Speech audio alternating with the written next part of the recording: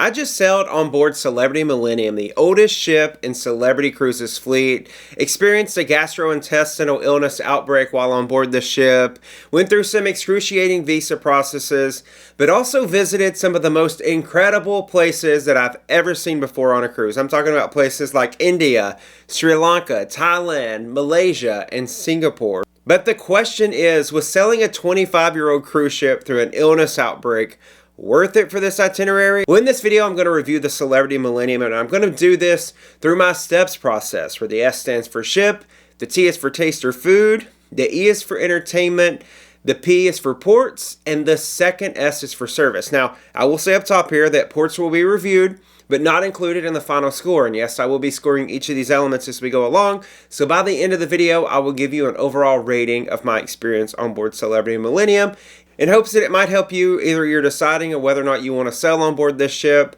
or maybe you've already got a cruise booked on it. So let's jump right into it. The first S for ship, the Celebrity Millennium, which is a ship that entered service in 2000. So it's a 26-year-old ship. So she is a dinosaur in terms of cruise ships, a very old ship.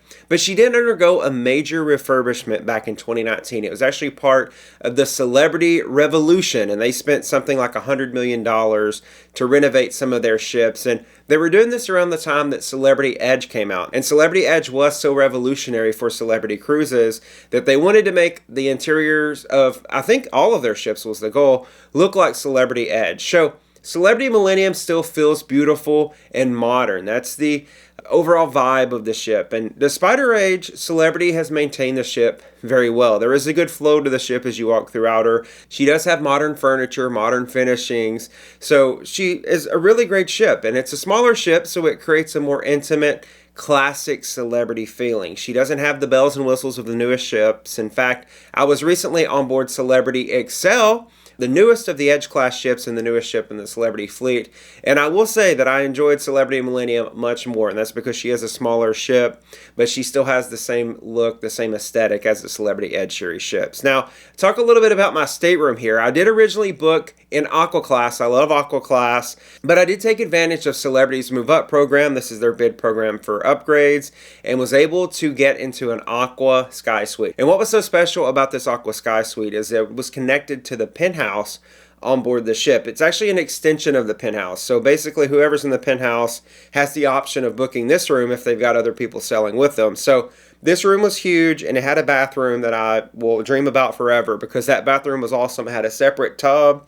It had a walk-in shower, which was really cool, and it was huge, and it had marble finishings that matched the penthouse. So you couldn't have stayed in a nicer Sky Suite or Aqua Sky Suite on board this ship. I had the top one, and I found out about 2 days before sailing. That's when I found out that my bid was accepted. And I will say I paid $3,900 for the upgrade alone. So paid a lot more for the cruise, but it was worth it. I love that room so much. And I will say I felt like I got a really good deal on this, because suites, when I first booked this cruise in June of 2025, were running over $17,000. And I paid about half of that in total for my cruise. So I felt very lucky. But because there's only 50 suites on board the ship, it is a very small group of folks that are in the retreat, a very small group of folks in Luminae. So that's really cool, but that's why suites are really expensive on Celebrity Millennium. And this room was one of the best rooms I've had on Celebrity. In fact, I think it's the best room I've had on any cruise ship. I love that stateroom so much, and I spent a lot of time in there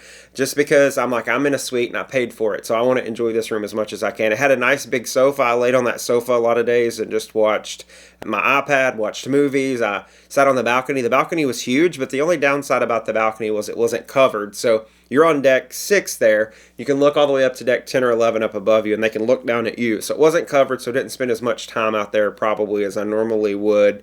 But really cool to be in the retreat on board a Millennium class ship. This is the only time that I've ever done that. The first time I have done that, but it was amazing. It felt extremely exclusive. All the retreat staff all around the ship knew who I was, because there weren't that many of us. And I will say that the Retreat Sundeck was one of my favorite spaces on board. They took such good care of me up there. There was tons of seating around, all sorts of day beds. It was never crowded up there. Now, something a little bit different about Celebrity Millennium, because they did build this ship 26 years ago. There was no retreat back then. They weren't really given thought to a suite sun deck or anything like that. So it's on the very top of the ship, way up on deck 12. And during this cruise, it wasn't accessible via elevator because the elevator was broken. So those that might have had accessibility issues were not able to enjoy the Retreat Sundeck, unfortunately, because you did have to walk upstairs from deck 11 to deck 12 in order to enjoy. So that was the only downside to the Retreat Sundeck. Otherwise, it was awesome. There's a hot tub out there. There's a place to sit and eat because they do serve lunch each day from 12 to 2:30 in the afternoon. Fantastic service, though. When you were just sitting out there, the drink service was great. The food service was great. They took really, really good care of me out there every time I went to the Retreat Sundeck, which was just about every day of this cruise. And I will just go ahead and remark here that because I was staying in the retreat, a lot of this review is sort of skewed from that retreat angle because I did maximize my time in the retreat because I did pay so much for it. So I'll talk a lot about the retreat, but I did visit all of the ship. And so there are other ship spaces that I enjoyed spending time in, such as the Solarium. They have a beautiful Solarium. I think a Solarium is something that Celebrity does great across all their ships, but certainly here on board the Millennium, it's a beautiful Solarium. Had a great pool. The pool was probably one of the nicest pools I've seen in a Solarium so far. The pool deck itself was nice. There was 4 or 5 hot tubs out there. The Sky Lounge was great up on the very top of the ship. Great views up there. I will say, talking about the ship, I'm going to group the internet in here. And I did have some issues with the internet on this cruise. Of course, Celebrity uses Starlink like most of the major cruise lines do today. And India actually restricts satellite internet. They actually restrict satellite networks in general. And so because of that, we weren't able to use Starlink when we were in India. And we were in India a few days, and then we sailed through some islands that were part of India on our way to Thailand. So we had very slow speeds while we were sailing around India. People were complaining about it.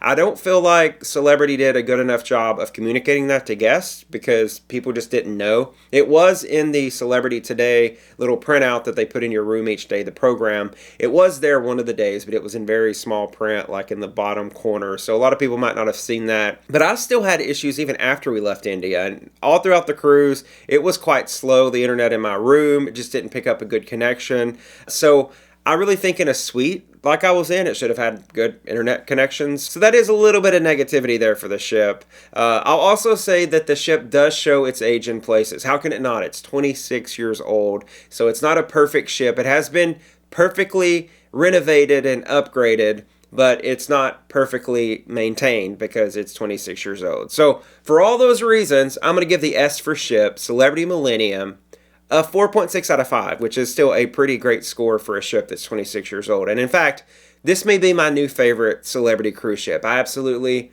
love the Celebrity Millennium, and I'm already looking for my next opportunity to go on board her. Next up is the Tea for Taste, where we'll talk about food. And again, most of my dining was through the retreat. So most of the meals that I ate were in Luminae. Luminae is the restaurant exclusive to guests staying in the retreat. And I'll say right up top here that the Luminae experience on board Celebrity Millennium was the best food experience that I've had on any Celebrity cruise. And I think I'm up to near 15, 20 Celebrity cruises at this point. Fantastic food in there. Fantastic service. Everyone from the sommelier to the waiters, the assistant waiters, the maitre d', they were all fantastic. Some of the best Celebrity crew that I've ever met. I mean, all those people in there, you could just tell that they enjoyed being there. They loved their jobs. They made personalized recommendations each night. You would go in there and I would say, I think I might want this. And they're like, well, actually, you might want to try this and that. And I'd be like, okay, let's try them both. And they were always perfect recommendations. And so everything felt very personal by the end of the cruise. They were more like my friends when I went there each night. I enjoyed telling them about my day and hearing about their day. It was that kind of relationship. So it was a fantastic experience inside of Luminae. I also wanted to say that there was a lot of flexibility with the menu inside of Luminae. So I went in and of course you can order from the Luminae menu. And then they also brought me the blue menu each night and also the main dining room menu each night. And I thought that was really cool. And I didn't often stray very much from the Luminae menu, but it was nice to be able to look through the blue menu. I did occasionally get a few things from there, but I didn't even have to ask. It was proactive. They did it to everyone too. I looked around to make sure everyone in there, they were coming around and bringing all 3 of those menus. So really, really great that they did that. You didn't have to ask for it. I did have breakfast in Luminae one day of the cruise. It was fantastic. I ate lunch in there on all sea days because Luminae is only open on sea days and the very first day of the cruise. Embarkation day and the sea days is when Luminae is open. I was in there every time it was open for lunch. And dinner just about every night of the cruise. And the food quality was consistently excellent. I mean, it was amazing food inside of Luminae. I also did room service a few times, and this was really cool because room service was included because I was staying in the retreat. And in fact, one day I actually requested the Luminae burger. It was raining outside. I had just come back in from port, and they brought it to my room. It was delivered in this little retreat bento box. It was really cool and just amazing. Now, there are other places to eat around Celebrity Millennium. They, of course, have the Oceanview Cafe, which is the main buffet on board the ship. There's Tuscan Grill, which is one of the specialty restaurants on the ship. There's also Sushi on 5, another specialty restaurant that you can pay extra for. So only those 2 specialty restaurants, and I did not try them. Of course, I was in Luminae, so why would I pay to go anywhere else? But just wanted to mention that those are available if you like specialty dining. But because it is a smaller ship, there's only 2. And then they also have the Spa Cafe that's located in the Solarium. They have lighter bites in there. They have smoothies and things like that. So always enjoy seeing a Spa Cafe on a celebrity ship. And then Cafe Al Bacho. And Cafe Al Bacho is one of my favorite places on any celebrity ships because they have excellent pastries and little sweets and goodies in there. It's the main coffee shop on board the ship. So had lots of coffee throughout the cruise as well. It was nice to get to know the crew up there at Cafe Al Bacho as well. Now, I mentioned Oceanview Cafe, but I never did eat there because it was the main buffet. Mostly because I was eating in Luminae every night. But there's also another reason, because early on in the cruise, it had to be the 4th or 5th day of the cruise, and this was a 12-day cruise. I don't think I mentioned that yet. The captain came on and announced, hey, you might have noticed that we're cleaning more around the ship. That's because a large number of guests have reported gastrointestinal issues. So there is a gastrointestinal illness. They never named it anything or said what it was. A lot of people are sick. So wash your hands, take precaution. They also sent a letter that same evening to the rooms talking about this. So I was on high alert after that. I was like, no way am I catching noro or any other type of gastrointestinal illness on board this cruise. I don't want to be sick in bed while I'm in Asia. So I did everything I could. I limited my interactions with people as best I could. I did not eat in Oceanview Cafe. I heard that they did go to serving people, sort of like after the pandemic they did that. They would serve you in the main buffet. I heard that they did that on this cruise as a precaution, but we did have an outbreak. So I avoided Oceanview Cafe entirely. So for all these reasons and all the things I've said about food, including Luminae being the best food I've had on board Celebrity yet, I'm going to give the T for taste a 4.5 out of a 5. Next up is the E for entertainment, and the classic cruise entertainment lineup was present on board Millennium. I'm talking about live music all throughout the ship, talking about game shows throughout the ship. There was, of course, main theater performances. There were guest performances. And one of the things I liked the most about entertainment on this cruise were the nightly game shows that they had around 8:30 every night. So I usually caught them right after I left Luminae. Most of the time they had these in the Rendezvous Lounge. Really enjoyed sitting there watching these. They actually had a game show called Yes or No, and they had this a few times throughout the cruise. And that one was especially fun. As for the theater shows, they had a lot of guest entertainers on board this cruise. They had one vocalist who was absolutely fantastic. She was on, I think, the second night of the cruise. One of the best guest performers I've ever seen on board a celebrity cruise. Other acts, guest performers included a magician that they brought on board. There was just a cast of rotating guest performers. There was also 4 production shows this cruise. Celebrity staples like Elysium. If you like Elysium and have seen that many, many times before, then you would have enjoyed that. But I did not go to Elysium because I've seen that many times. And this is where I would implore celebrity cruises to mix it up a bit. Like, let's get some new shows on board these cruise ships. Us repeat cruisers, us repeat offenders, we've seen some of these shows so many times now. So it'd be nice to see something a little bit different when we go. I will say that there was Retreat exclusive entertainment on board the ship. One day they had an officer's cocktail soiree, which was neat. I didn't go to it, but neat that they offered it. I don't think I went to any of the Retreat exclusive entertainments, but they did put the flyers in my room every day. They had Retreat bingo one day that you could buy into. And then they had the magician, the guest performer, come in performing close-up magic. Honestly, I think I missed out on a lot of entertainment this cruise. But then started to notice that more and more people were sick. More and more people were getting sick, being reported as sick. And the crew was telling me, this isn't normal. This doesn't typically happen. People aren't typically this sick on board the ship. So let me just not go to the theater, especially as we got later in the cruise and I knew I had a long flight home. I did not want to get sick. So that limited me going to the theater. And also just, the itinerary was the real star of this cruise. So said all that to say, didn't go to a lot of the main stage theater production shows. There was also quite a bit of educational programming on this cruise. They did this via the Beyond the Podium lectures, and I love when Celebrity does this. They usually do this on their longer itineraries in more exotic locations. They do them on sea days, but it's a great background on upcoming destinations. So they'll have lecturers, guest lecturers come in, tell you about Sri Lanka and the history and culture of Sri Lanka, or Thailand, or wherever you're sailing. That was really cool. I really enjoy when Celebrity does that. And Celebrity has really good in-room entertainment as well. If you just want to go to your room and hang out, they have really good on-demand movie and TV options on the TV inside of the room, and a lot of options. So it's not just one or two movies. It's a large library of movies and shows that you can pick from. But no matter what you wanted to do, there was a large range of entertainment available on board the ship.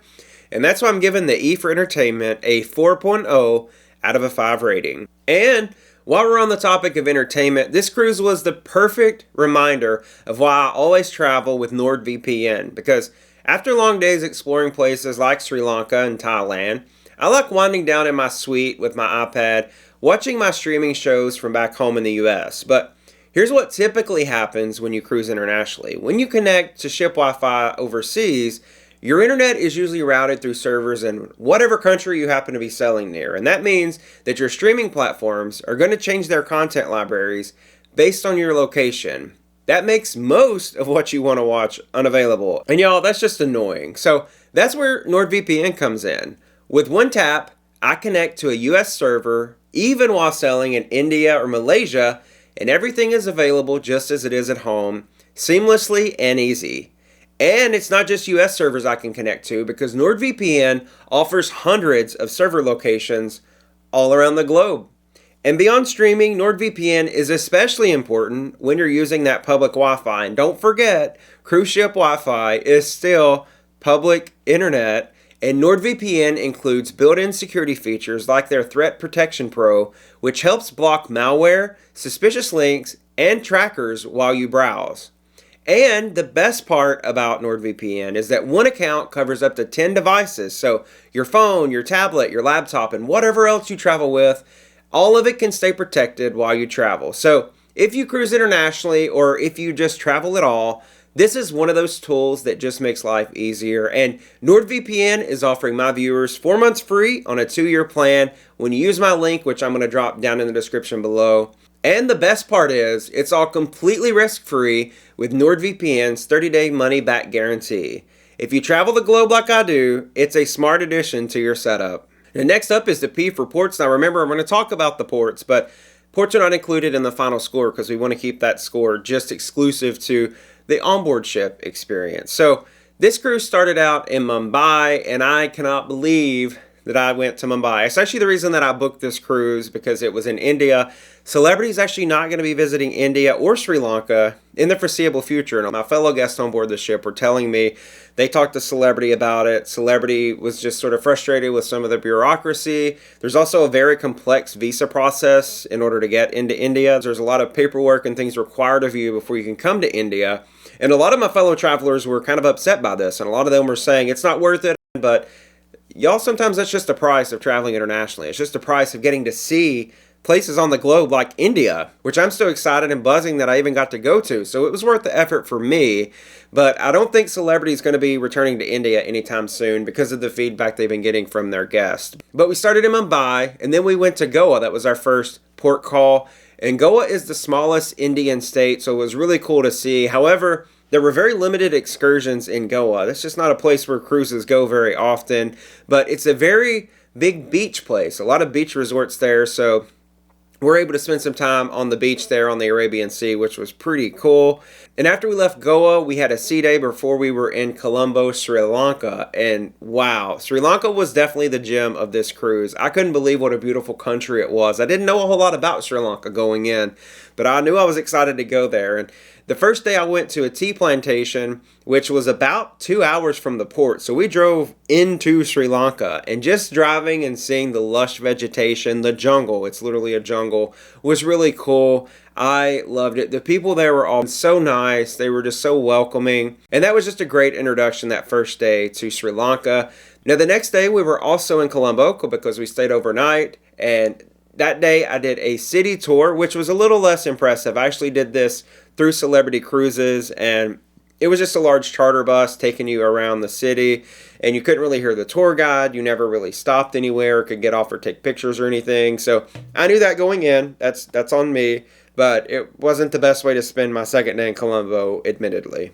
And Colombo was interesting because it was a very industrial port. You can tell they don't get a lot of cruisers there. We couldn't actually walk around in port. We had to get buses to take us from the ship to the port gate. So really interesting and really cool when you go to a port like that, because not a lot of people go there.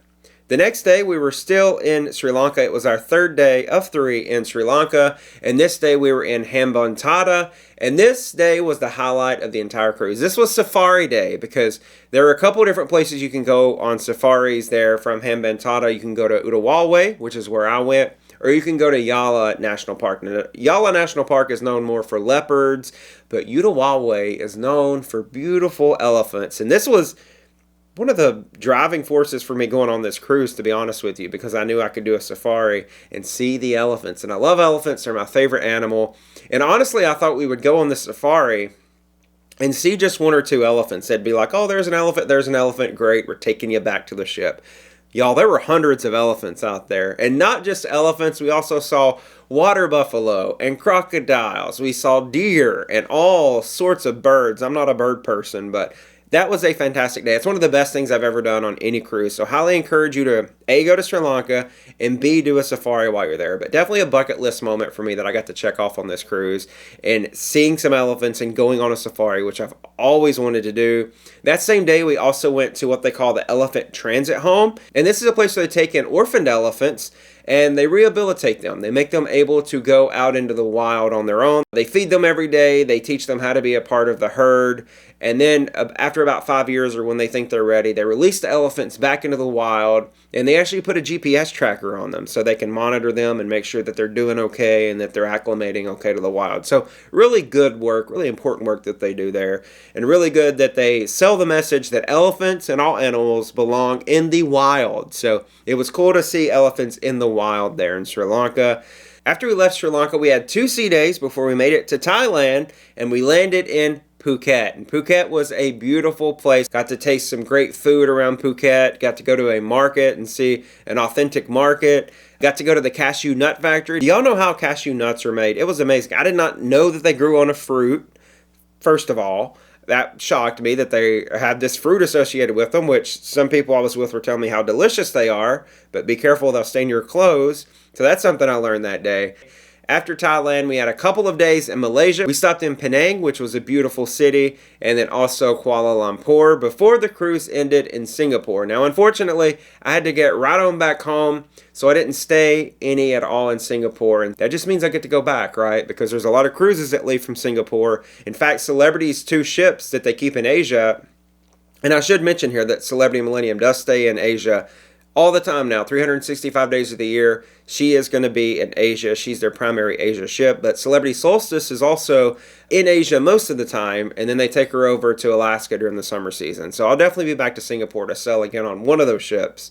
But for the P for ports, I'm going to give this the only thing I can give it. It's the itinerary of a lifetime, and I am so fortunate and give all gratitude that I got to go. So it's getting a 5 out of a 5, and I had such a great time on this itinerary. Now, last up, we're going to talk about that second S for service, and I will say this is the best crew that I've experienced on any of my nearly 50 cruises now.